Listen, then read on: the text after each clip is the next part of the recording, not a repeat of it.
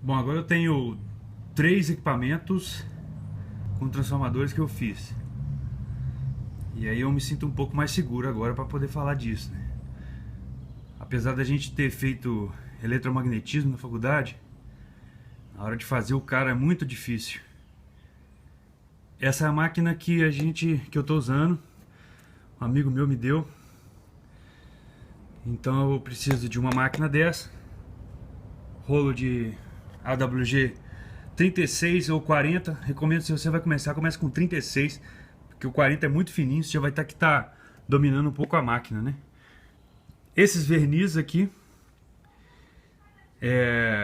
pra gente lambuzar sempre o enrolamento, ele fica grudado, para ele não vibrar assim, ó, internamente. E aí no Mercado Livre eu compro esse kitzinho aqui, ó. O cara vende exatamente isso aqui, o carretel e os ferrites para fazer o trafo. E de cara a gente já levanta a questão de fazer transformador de áudio com ferrite, porque o ferrite é para alta frequência, né? Cara, na verdade tem um equívoco aí, eu acredito que tem um equívoco, porque o ferrite ele vai até alta frequência. Então a gente acha, então não serve para baixo? Não. Ele serve para gigahertz e é óbvio que ele serve para baixíssimas frequências. E a gente não vai usar essa opção, mas tem a opção de fazer um gap aqui, ó. Esse gap, ele corta o grave. Aí sim, tudo bem. Já vi no laboratório isso acontecer.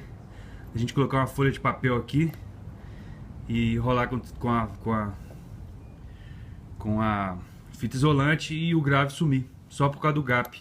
Mas dentro de um circuito a gente tem vários motivos para perder grave e perder agudo, em todos os estágios.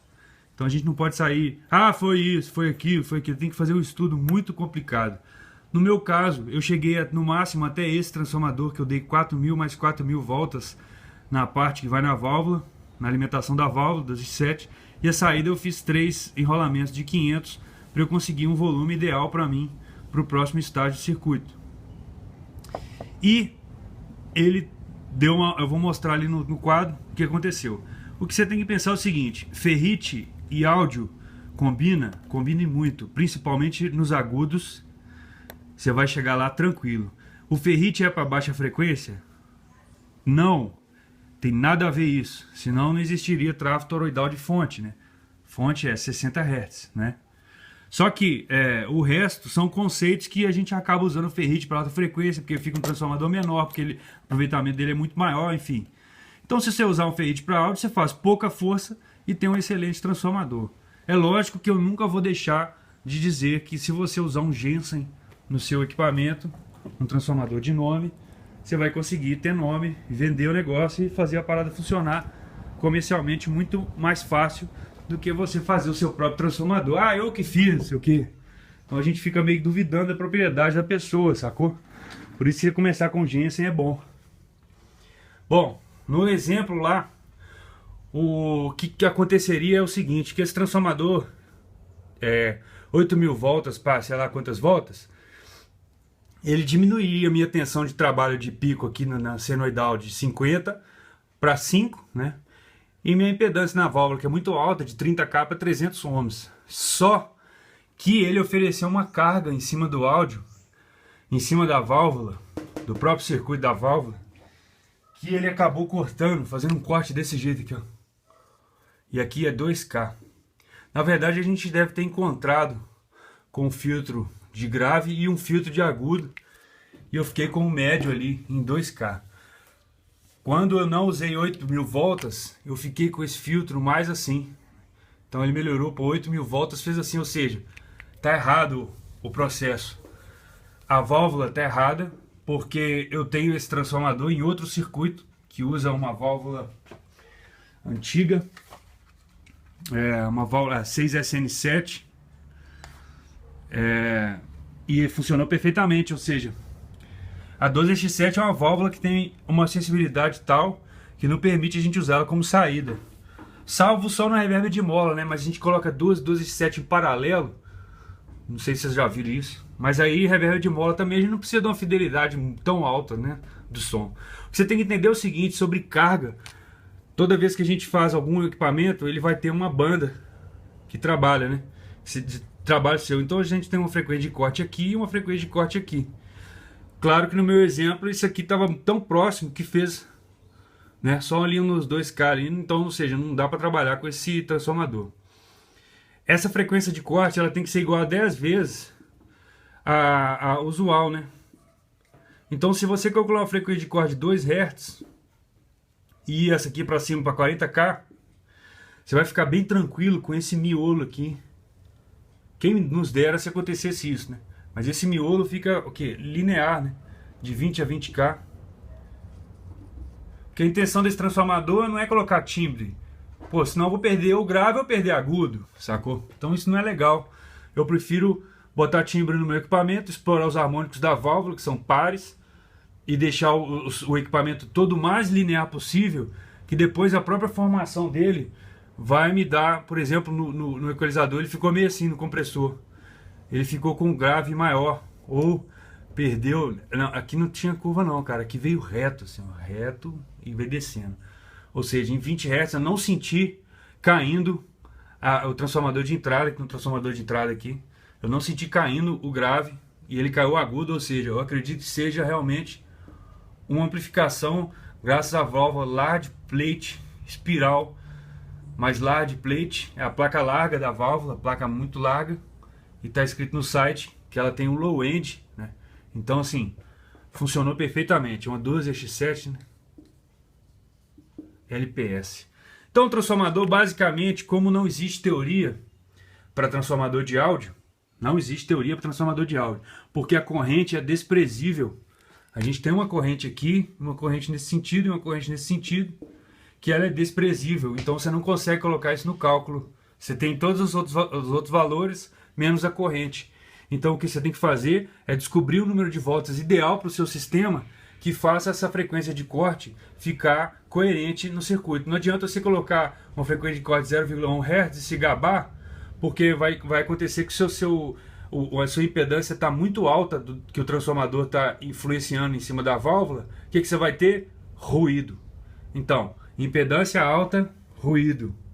Impedância baixa, corte. Então, impedância alta, muito ruído. Impedância baixa, sua frequência de corte foi para 40 Hz, por exemplo, e aqui foi para, sei lá, 8K. Então você vai ter um som fazendo essa perda. Como o equalizador 6 dB por oitava é bem leve, cara. Talvez você nem sinta, mas pô, 40 Hz, o pessoal da música eletrônica já não vai gostar muito, né? E de 8K também não. É estranho, o som fica um pouco velado e um pouco murcho, vamos dizer dessa forma. E se você puser a impedância, a relação de noise floor, né? O noise floor vai aumentar quanto mais alta a sua impedância. Então não adianta a gente deixar, não existe um sistema, então é só aumentar a impedância de tudo. Não. Você tem que trabalhar na impedância correta. E eu vou dizer que a impedância correta, então, seria 10 vezes a que você precisa. 10 vezes, o fator de projeto que a gente está trabalhando aqui é igual a 10. Claro que ali no meu caso eu não cheguei a medir, porque ele já deu essa resposta para mim, eu nem conversei mais, fechei e passei a régua o próximo projeto. Mas se a gente for fazer uma análise, não deu ruído, então sim, se for fazer uma análise mais fria, mais técnica, você tem que saber qual que é a frequência de corte do seu equipamento. Como que eu sei a frequência de corte? É muito simples, você põe 1K e mede a tensão, digamos que deu 1 volt no seu osciloscópio. Você vai puxando a frequência para baixo, quando der 0,70 volts, a sua frequência de corte aí. Sua frequência de corte está aqui, 0,70 volts. Que isso significa que está na metade do caminho, né? Aqui, ó, 45 graus entre a carga resistiva e a carga indutiva, né? Ou ZC ou ZL, a gente não sabe. Lógico que é para cima ou para baixo, não interessa, mas aqui é. Então aqui a gente tem 0,707, no outro desenho de negócio você tem isso. Então quando a gente atinge 0,7 volts de 1K, você vai ver que você está na parte linear, ele vai começar a cair em alguma frequência. 0,7 vai te dar a frequência de corte, 40 Hz. Então, se nesse caso aqui 40 Hz está em 0,70, eu quero melhorar meu equipamento. O que eu tenho que fazer? Eu tenho que aumentar, no mínimo, 2 vezes, no mínimo, para a gente ter um frequência de corte de 20. Aí sim vai ficar inaudível no seu equipamento, vai ficar perdendo, mas vai ficar praticamente inaudível, né? 6 dB por oitava é muito insignificante para 20 Hz. Então você tem que tentar dobrar a sua impedância de carga do seu circuito, ou, por exemplo, se você está acoplando uma válvula com um capacitor de 0,1 microfarad e você chegou nessa resposta aí de 40 Hz, por exemplo, se você puser um 0,47, resolveu o problema. Resolveu, tenho certeza que isso aqui vai para uns 10 Hz, né? Vai para 10 Hz a frequência de corte. Se você colocar muita frequência de corte muito baixa, pode acontecer esse problema aqui, ó. Uns DCzão escroto. Porque por causa da variação da rede, por exemplo, aqui em casa tem muita variação de rede. Essa variação fica assim, ó. Sacou? Porque isso aqui é poucos Hz. Então se a gente faz um filtro legal de 10 Hz, o som realmente vai ficar... Olha lá, vai ficar o que ele é mesmo, com alcance de 20 a 20K. E esse aqui era o som. E aí ele aconteceu isso, mais ou menos assim, né? E aconteceu isso devido a frequência de corte que está muito baixa. Então em 10 Hz, 5 Hz é uma frequência legal. Beleza, galera? Chega de falar demais, né? Mas é um monte de toques e ideias que a gente só consegue entender quando a gente faz análise de circuito, AC e análise de circuito DC.